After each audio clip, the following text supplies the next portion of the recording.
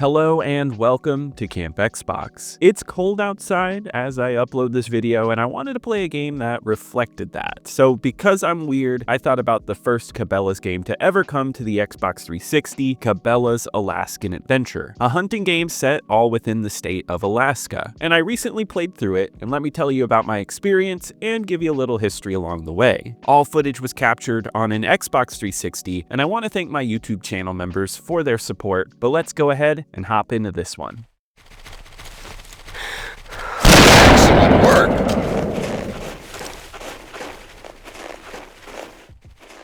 So those unfamiliar, Cabela's is an outdoor store in North America. They sell things related to hunting, fishing, camping, and pretty much anything outdoor related. They've been around since the 1960s, but over time they've become like mini theme parks full of exhibits on guns and wildlife. They were a destination store in the late 90s, and that's also when they got into gaming. First starting with Cabela's Big Game Hunter for the PC in 1998. It was a quick spiral from there to getting game after game, usually on the budget side with a large mix of developers, but one developer that was always consistent was Fun Labs, a Romanian game development company that worked on many Cabela's games, as they had developed 10 games for them by the time today's game came out. This was mainly because they worked closely with Cabela's publisher, Activision. So as years went by, these games would pump out multiple times a year, and they were bargain bin staples, but I specifically remember going to Cabela's and seeing their games on sale in their stores. Fun Labs would pump these out along with a few other studios, yet as the next generation rolled around, they would get the first crack at the Xbox 360. So with that, they would have 3 Cabela's games in development for 2006, a Dangerous Hunts title for the PSP, and both African Safari and Alaskan Adventure coming to the Xbox 360. There's not a ton of info on the development of either of these games, but I can only assume that they were stretched thin or were making them for fairly cheap. Yet other studios would actually work on the PC and last-gen versions of these games. Fun Labs would be the sole developer for the 360 version. Alaskan Adventure was the first release of the two in North America on September 19th, 2006, with a European release the following month. I had never played this one before, but I think hunting games can have potential, though I haven't played a good one on the channel yet. So let me tell you how my playthrough went with this one, starting with the gameplay.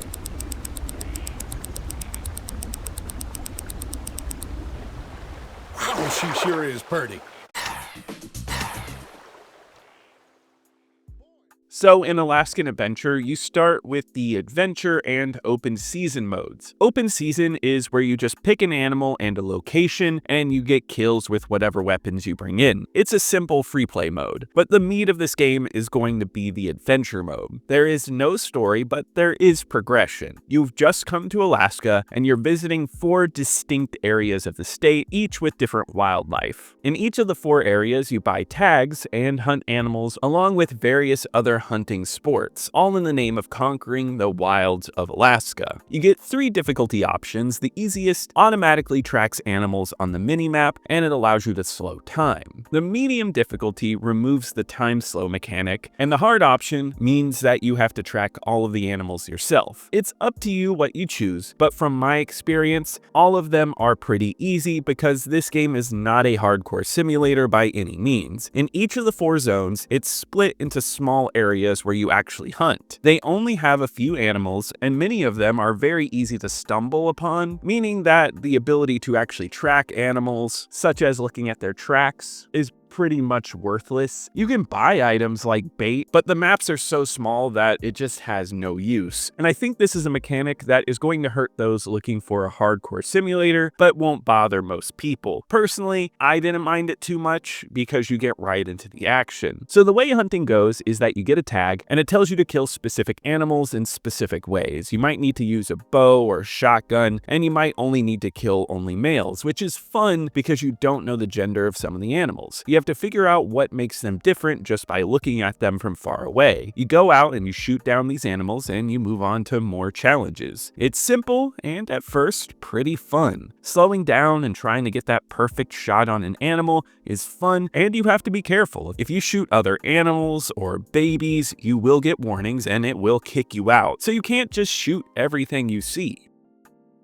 This game controls like many shooters at the time. You just aim down your sights and shoot, but you have to account for factors like wind. I think on this end, this game is fine, but the stamina meter from past releases sticks around and it's a bit tedious. Any amount of running or walking will drain your stamina, and once that's fully down, you can't walk at all. So you have to stand in place to be able to walk again, which here it's not as bad as past games. It doesn't drain as fast, but it's still not fun to manage. So the shooting itself is fun in hunting, but many of the elements of hunting make it worse. Mainly the way the animals are handled. Most animals will run from you, and like real life animals, many will attack you. Yet attacking animals happen constantly, and they can damage you from far away. Not only that, but there's only a small hit indication in the top right corner, and many animals will sneak up behind you and attack you, meaning the only way you're going to notice you're being hurt from them is if you notice your health is slowly draining. And even if they're in front of you, they attack from so far away that your health will drain before you even have a chance to shoot them. And this happens often and will end runs extremely fast, making for something really annoying. Yet this game isn't all hunting. Every area will have a special challenge and a fishing challenge. Fishing is interesting because it is different in each area. You go from fishing on a boat to ice fishing and then fly fishing. Fishing overall is fine. I have no real notes on this. You cast and you reel it in pushing left and right trigger. You just work with the fish as it pushes and pulls and you catch it. The worst part of it is that it's a bit slow, but honestly fishing is a slow sport, so I would say that it's fine. Now the special missions are what really change it up. There's duck hunting, which is about speed and shooting flocks of birds as quickly as possible. It's very basic and it's pretty fun. It's maybe a bit too long, with some of the challenges running for 22 rounds with travel time between. Yet there is one special challenge that is one of the worst things I've played on the channel. It's dog sledding. Dog sledding is a slog with races that take 6 minutes and tracks that repeat. It's all plain and it repeats the same terrain over and over. Your dogs just slide across and you move around. The controls are okay, but it's slow and there's no challenge. You barely have to move to reach the end of the levels, and there's nothing interesting to look at. Give me bad controls to laugh at. Give me something. This is just some of the most uninteresting gameplay I've ever seen thrown into a game. Variety can't be here for variety's sake. It must be entertaining as well. So Alaskan Adventure is a flawed game in terms of gameplay, just being okay for the most part, but elements like bad animal AI and some weak mini-games make for a game that can be frustrating, but it's mostly uninteresting, making a game that feels more like a slog than it is anything good or bad, which being a slog is a sin in itself.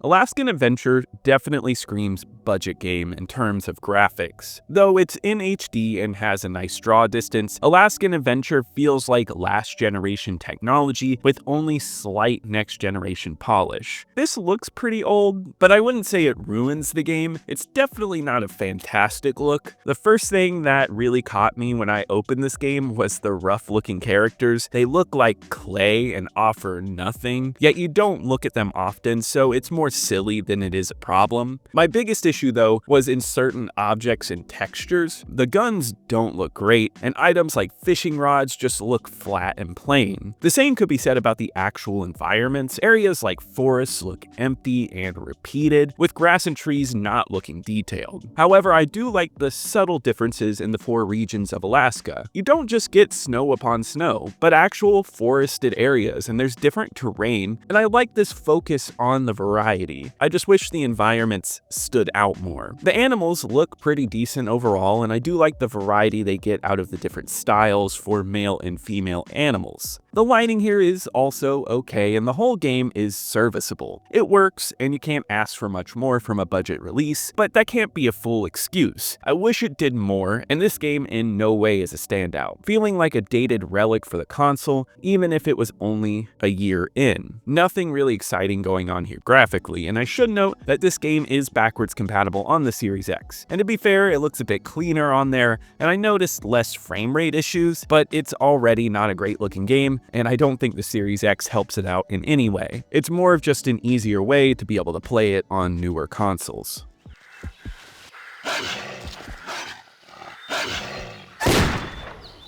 Why, it's almost as if I were shooting. Nice job.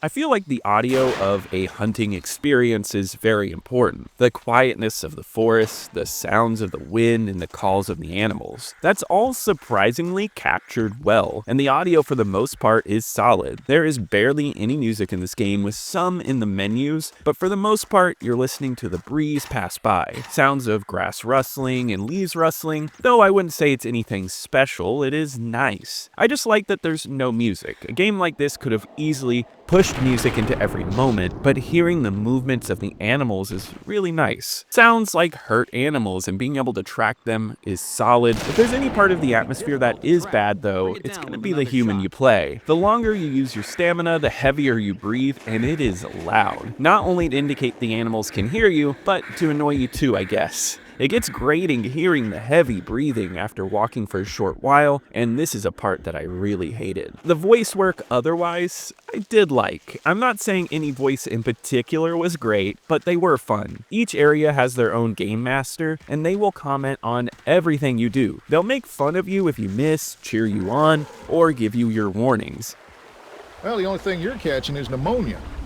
It's a bit chastising, but they say some silly lines, and it's hard to not have some fun with it. A bit unnecessary, but I do think it makes the game a little more enjoyable.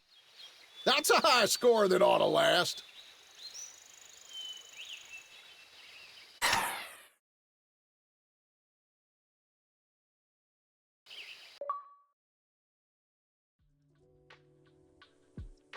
Since this is a 360 game, it's time to talk a bit about the achievements this game has. This is just for fun and does not affect the final evaluation. Alaskan Adventure offers 46 different achievements, and there isn't much here that makes the achievement list stand out. It's a good amount about just killing animals for the first time, as well as doing all of the hunts in each of the areas, along with achievements for completing everything, including the challenges. If you play through it once, doing it all, you will get a good amount of the achievements, except this is a game where difficulties don't stack, meaning if you want all of the achievements, you will need to do everything in the game 3 times on each of the difficulties, where normally if you play on the hardest, you'll get the ones below it, meaning that a 10-hour game becomes a 30-hour game, and let me tell you, it is not worth that. Though there is a glitch where if you play the open season mode while in adventure mode, you will get the higher difficulty completion achievement without being on it. It's a weird glitch, but one that will save you a bit of time if you don't feel like playing this 3 times over.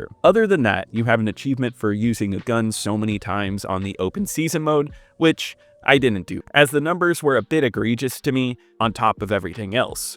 For me, I wasn't having enough fun to warrant getting that 100%, though at the end I did get 33 achievements with 790 gamer score, which are all pretty rare according to True Achievements, which I imagine is because people left this game pretty quickly. I don't think this is a game that is great enough for a 100%, but you can certainly find harder games out there. It's more of a test of how long you're willing to play this game.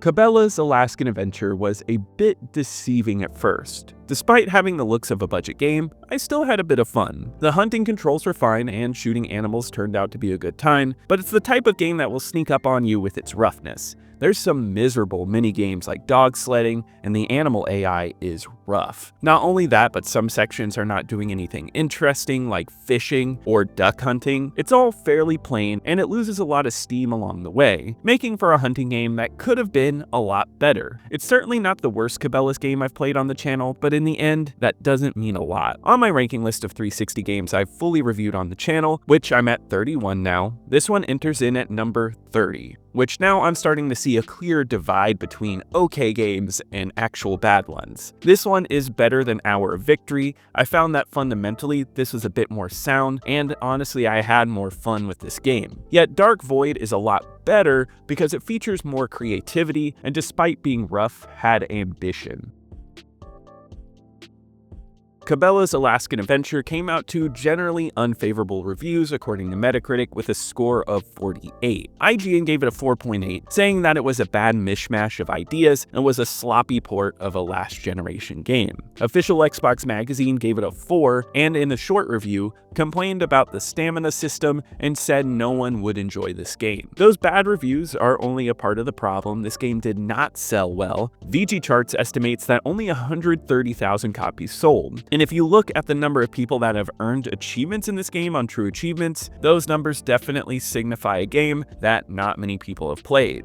In my eyes, I feel like it doesn't help that the market was flooded with hunting games, and them being known as cheap games may have hurt the series in the long run. Yet this would not be the end for Fun Labs and Cabela's, and they would continue to partner together for years, and Fun Labs is still kicking today. Though this game is backwards compatible on the Series X, which I think is a bit odd, as it's disc only, there is no digital version. So if you do own the disc for this one, you can play it on the Series X or One consoles. Yet the legacy of this game seems to be dead. I could barely find anyone talking about this game online. On user aggregate website Backlogged, only 47 people have claimed to have played this game, and it averages at a 1.9 out of 5, and the reviews are pretty abysmal. Yet I'd like to know how you felt about this one. If you've ever played it, did you enjoy it? Did you hate it? Let me know. And if you've never played it, let me know some good hunting games. I'd love to hear from you. But that does wrap it up for today. If you did enjoy this review, leave a like, as it really helps me out in the algorithm. Subscribe to keep up with more retro Xbox content, and be sure to check out my second channel, Camp Extras, for more gaming content. And I want to give a huge shout out to my YouTube channel members. Thank you so much for your support. You really help out the channel, and I'll see you here next time at Camp Xbox.